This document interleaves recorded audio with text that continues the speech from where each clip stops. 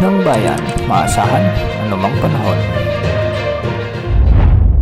Magandang araw po sa ating lahat. Narito ang update sa lagay ng panahon ngayong araw ng Martes, July 30, 2024. Patuloy na lumalayo sa bansa ang low pressure area na huling namataan ng Pag-asa sa hilaga ng Itbay at Batanes.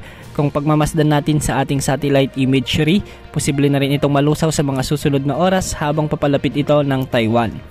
Sa ngayon, ang magdadala ng maulap hanggang sa maulang panahon sa bansa ay ang umiiral na habagat o southwest monsoon. Makikita sa ating satellite animation na may mga kaulapan pa rin sa kanlurang bahagi ng bansa o sa bahagi ng West Philippine Sea, at ito ang southwest monsoon na hindi naman inaasang makakaapekto sa bansa sa mga susunod na oras. Dahil nga sa umiiral na southwest monsoon, asahan ang maulap hanggang sa may mga mahihinang pagbuhos ng ulan sa La Union, Ilocos Sur, Pangasinan, Ilocos Norte, Abra, Benguet, Zambales, Apayao, Kalinga at Cagayan Valley. Posible ang mga flash floods at landslides dahil sa katamtaman hanggang sa kung minsan ay malalakas na pag-ulan sa mga nasabing lugar.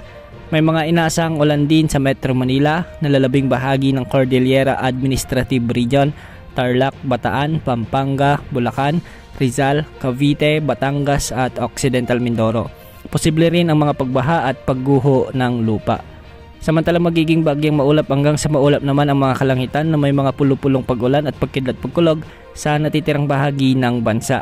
Sa Mindanao nga ay may mga inaasang thunderstorms sa Northern Mindanao, Soxargen, Caraga at Bangsamoro Region, pati na rin sa may Davao Region. Samantala may namomonitor din tayong cloud cluster sa silangan ng bansa at malayo ito sa ating Philippine Area of Responsibility. Mababa naman ang chance nitong maging low pressure area o bagyo sa mga susunod na araw.